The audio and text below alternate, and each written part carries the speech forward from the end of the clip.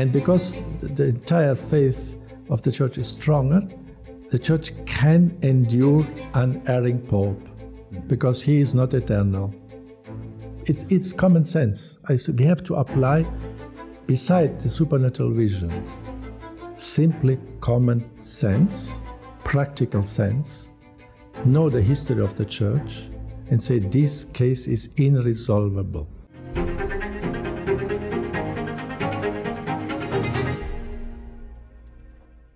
Archbishop Carlo Maria Viganò wrote a piece where he gave several arguments, but one wasn't so much about deposing Pope Francis as much as it was about questioning Pope Francis's actual acquiring the papacy. So sort of a what he was talking about was the mens rea, or the intent with which Pope Francis went into the papacy.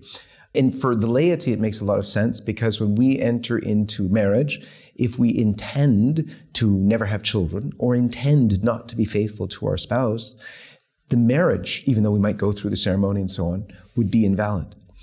And what Archbishop Viganò presented was that seems to him to be clear that Pope Francis went into the acceptance of the papacy with an agenda. We get that from the biography from Cardinal Daniels, that he has in a program. It very much seems, if anybody read it, he's following the program of Cardinal Carlo Maria Martini. If you read his 1972 Dream for the Church, it almost seems almost verbatim what we're doing. So his suggestion was perhaps Pope Francis, in accepting the papacy, went in with such an agenda, and therefore, like with a marriage, if you go in with an agenda to not do the ends of marriage, or not do the ends of the sacrament, or to, in his case, the end of the Pope would be to protect, defend the doctrine of the Church. So what do you make of Archbishop Viganò's argument in that sense? These are very weak arguments, completely weak, without basis. First, how you cannot compare the papacy with a sacrament. It's not a sacrament. So therefore, this argument is not applicable to here. Second, the Church always, this is an axiom of the Church, de internis non judicat ecclesia. About the interior things, the Church has no power to judge. What is your intention? It's only God knows how we can know. Even when there are some elements which we can deduce, as you mentioned, this is too weak. Because in the last moment, a person can change. Even in the moment of election, he can change and say, no, I have not these intentions, which I had before the election. So you see, this is so weak, and in the air, hypothesis in the air, it is impossible to apply this in this case. It's completely subjectivistic and arbitrary. So this we could apply to many popes. Let us say the popes of the Saeculum Obscurum, no? In the 10th century, who were put into papacy by the mafia, the Roman mafia families, their sons, their immoral sons. John the 12th was put with 18, 19 years, an immoral young man, and he had no intention, at least as he lived before he was put. He lived a dissolute life. He would only to have the papacy to have power and money. And this he did. And he lived all his pontificate, even the official Roman description of the popes after the death. It was written about him, the Holy See, but the qualification of his pontificate after his death, this pope lived his pontificate only in adultery and vanity. This was all, and so he did. And so, but he was recognized as a valid pope always. No one said, "Oh, maybe he had an intention only to gain the papacy for have money and pleasures," but what he had basically. And so we have other cases also. Therefore, this argument is completely weak, not applicable. The second, it's more basic, which these people do not observe. It says that in cases of an invalid election let us say, there was simony or several cases of valid, invalid, or allegedly invalid elections. From the moment, it is a praxis of the Church. It was not a norm written, but praxis. But 2,000-year praxis is strong. Mm-hmm. And so the Church behaved in this way always. And let us say this, that in the moment when one is elected, even with doubts, mm-hmm. from the moment when the electors themselves, the cardinals, start to name him as a pope, they were the electors, and the entire episcopacy, from this moment he is the true pope. And eventual irregularities of intention of or election of bribe or simony are healed in this moment because of the entire Church, because the election of a papacy is not a divine law. So this is the error also of Archbishop Viganò and similar people. They are so much exalting simply rules of an election, which are human rules, not divine, to the category of untouchable, infallible, divine rules. And the method of the election of a pope, it's only a method. It's human. It's not an absolute value. And unfortunately, Archbishop Viganò gives de facto an absolute value to the norms of the conclave. And this is not corresponding to the praxis of the Church. Mm-hmm. And this is common sense. Then we will have a completely disaster. No one knows who is the supreme pastor of the Church. They started doubts. And to eliminate this greater evil for the Church, the doubts, who is the pastor, or to establishing a second one, and then will be an entire schism. This is worse, this evil, than to accept a formally, invalidly elected pope who will basically accept it by the entire Church. So I repeat, the norms is the Church, the entire episcopacy. So he's the pope, people, the majority, and during a period of time. And the people, so on. Because, I repeat, the Pope is not an absolute, norm, the elections, and the Pope is not the Church itself. He's only a servant of the servants of God. Hello, friends. To celebrate the momentous overturning of Roe v. Wade, we at LifeSite have minted just under 10,000 of these brand new limited edition pro-life silver rounds. Now, each round is stamped with the image of the Supreme Court of the United States, featuring the date that the High Court delivered this historic victory. And on the front of our pure silver rounds, LifeSite's logo surrounded by a brilliant sunburst and draped with olive branches.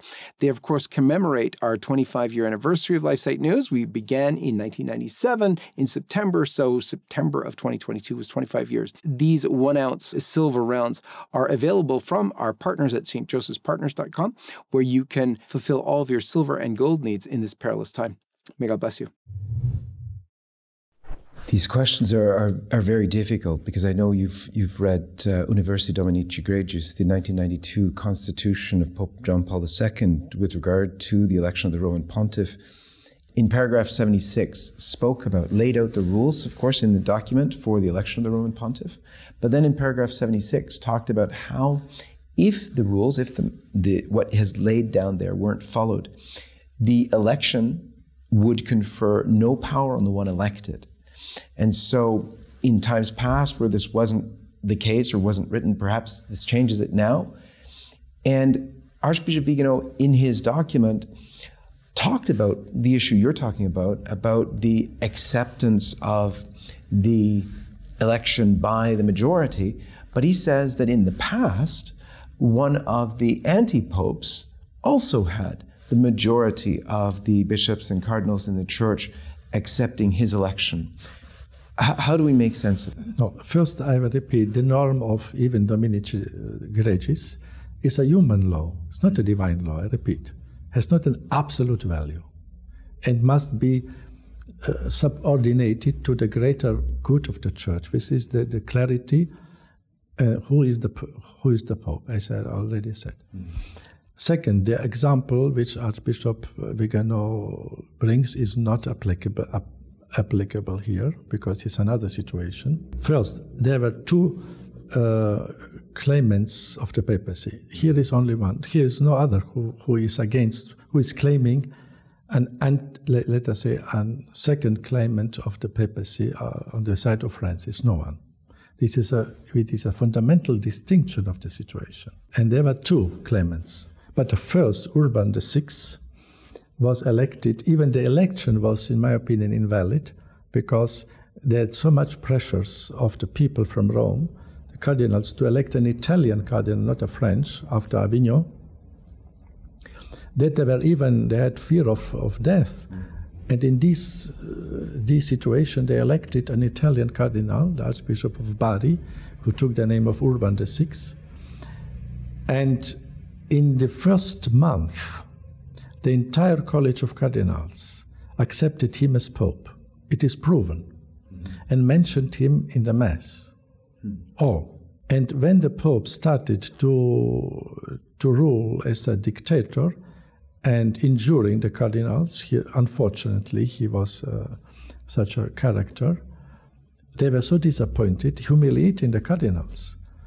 Then, after some months of naming him Pope, a part of them, the majority, separated themselves, the French, especially the French cardinals, and said, oh, the election was invalid because we were under pressure, and we now elect a true Pope, Clement VII, a French, who then went back to Avignon, and Urban remained in Rome. This is a completely different situation, you know. And I repeat, in the first months, the entire episcopate named him Urban as a pope. Only then, when they elected as anti-pope, then they started to be split, the entire church, over 30 years, even saints. But even Saint Vincent Ferrer, who was with the anti-pope in Avignon first, later he recognized his error and joined the true pope.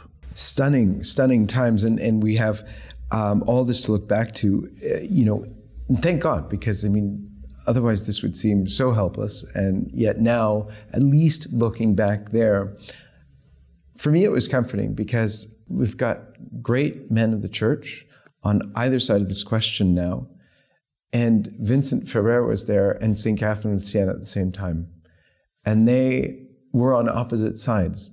It always struck me that God didn't stop the miracles that St. Vincent Ferrer was doing, even though he was on the wrong side of the papacy debate. And of course he got to the right conclusion in the end.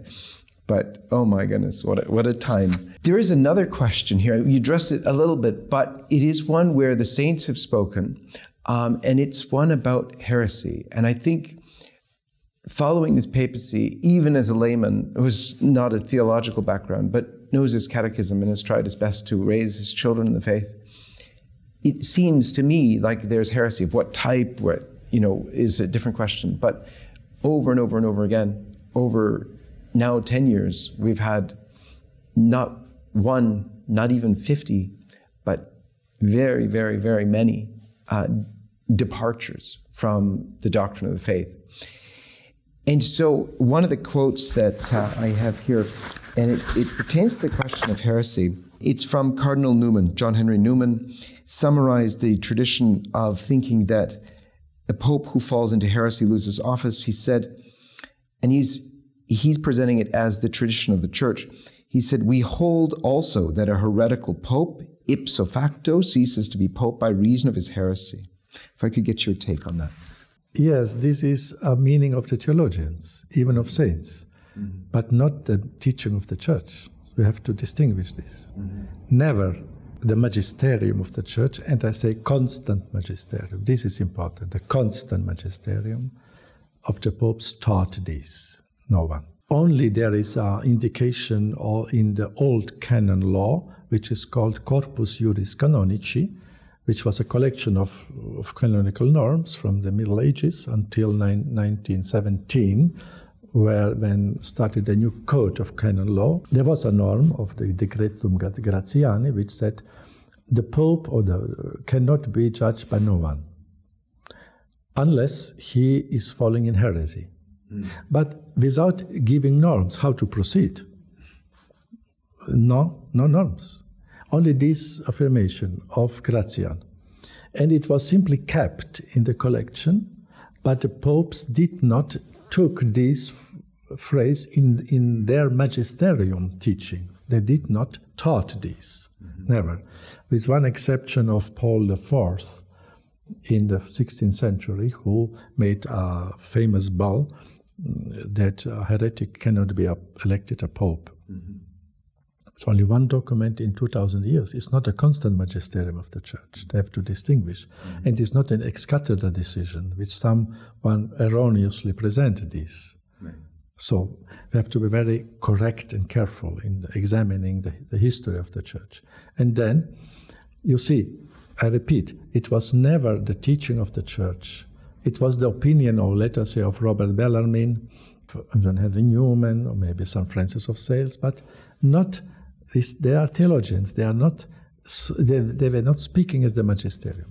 And then, 1917, the magisterium of the Church, Pius X, who basically prepared this code, eliminated this phrase from the Church documents that a pope cannot be judged unless he falls in heresy.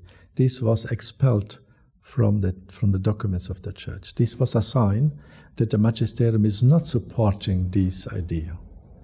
In 1917 already, distanced themselves de facto from this opinion. And this is a very important argument, I say. As I repeat, there is no norms. And then the theologians present several possible norms how to proceed in such cases. But there are no. And and they are not applicable. It is really irresolvable. Even in such a case, really it's irresolvable. They will only create again 2 or 3 popes. This will be, for sure, the consequence. If a group of cardinals will depose or declare that the pope lost his office, simplest but one has to state this. Someone. And this will be always a division. Never a cardinal college will be unanimously agreeing. They will be divided. It is absolutely sure they will be divided. And then one will elect a new pope, the other will say, no, he is still the pope. We will repeat the same story as we had plenty in the Middle Ages and create a more confusion than to endure a short time an erring pope. Because I repeat, from the dogma of faith, a pope cannot pronounce heresy, when he's speaking as cathedra. It's impossible. And then outside ex cathedra, he can do this in rare cases. But the Church is more stronger than this erring pope. The faith, the sensus fide is stronger. And because the entire faith of the Church is stronger, the Church can endure an erring pope because he is not eternal. Yes. It's common sense. We have to apply, beside the supernatural vision, simply common sense, practical sense, know the history of the Church, and say this case is irresolvable. In that, I think Archbishop Viganò agrees with you. He called it in his document a situation that is humanly irredeemable. Should the next pope, or a next pope, declare Pope Francis a heretic and say he wasn't pope, would you fight such a declaration? What would you think of that? Or would that just be the Church, the magisterium, the official magisterium, finally providing clarity on the question? He will never do this, a pope, I repeat. Because the magisterium of the Church never accepted formally the idea that a pope is losing his office because of heresy. Therefore, cannot do this. He can condemn him as an erring pope, but not declare his pontificate as invalid. This is the distinction. Yes. We had the example of Pope Honorius I. He spread heresy. And therefore their successors, they did not declare that he was an invalid pope. They said he was a pope, but a bad pope. Yeah. And we condemned him. And the same 3 ecumenical councils declared Honorius I as a valid pope, but an erring pope, a heretical pope. This is the distinction. What I guess is so stunning to a lot of people is just this concept, because even in your catechism, which flows from the Catechism of the Council of Trent, it defines what a Catholic is. And the Catholic must not only believe the faith, even though they even might not practice it fully. They might say, I can't, or whatever, or, be too weak, but they must also profess it. And if they don't profess then the faith, or they profess a faith different to the faith, which seems to be what's happening with the current papacy, then you must question if this person is a Catholic, which then begs the question, can a non-Catholic be pope? Of course, a non-Catholic cannot be a pope, but when he is baptized and is a priest, the canon law does not have other conditions for the election of a pope as a male, baptized, male. If the canon law does not say he must be Orthodox and so on. Of course, it implies that he must be a cleric, but if there were, in the history of church, an election of a layman, as directly a layman to papacy, Saint Fabian in the 3rd century. And he was a holy martyr pope, from layman directly to the papacy. And so, therefore, it is implicitly, of course, that he might have to have the right faith, no? But unless he is not publicly declaring heresy publicly, we have to assume that he is still a Catholic. When he is pronouncing heresy, he is still Pope, he is doing his office, but in a bad way, of course. But in our case, Pope Francis did not formally pronounce a heresy until now, but he is an artist, he has the art of ambiguity, of confusion. And we have to pray for him, and I repeat, and to restate our Catholic faith in front of the Pope and continue with our conviction and joy of the Catholic faith. I repeat, we have not to be too much centrated on the Pope. This is also a kind of, I say, not healthy. Indeed. Excellency, you have been so patient with us and have answered so many hard questions.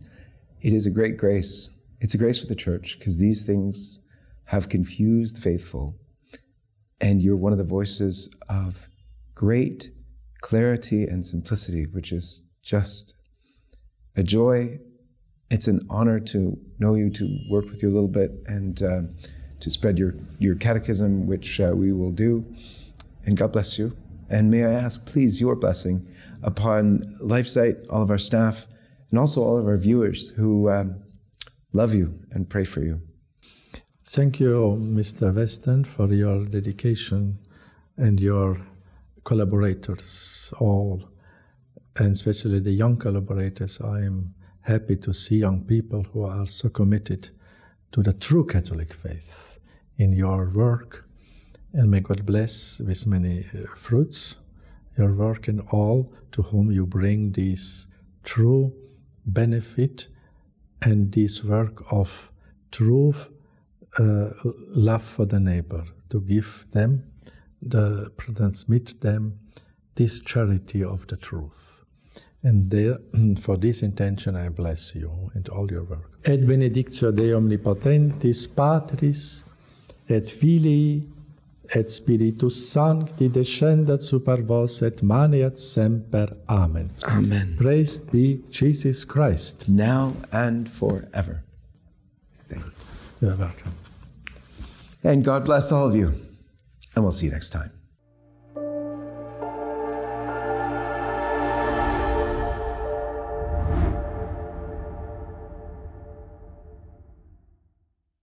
Hi, everyone. This is John-Henry Westen. We hope you enjoyed this program.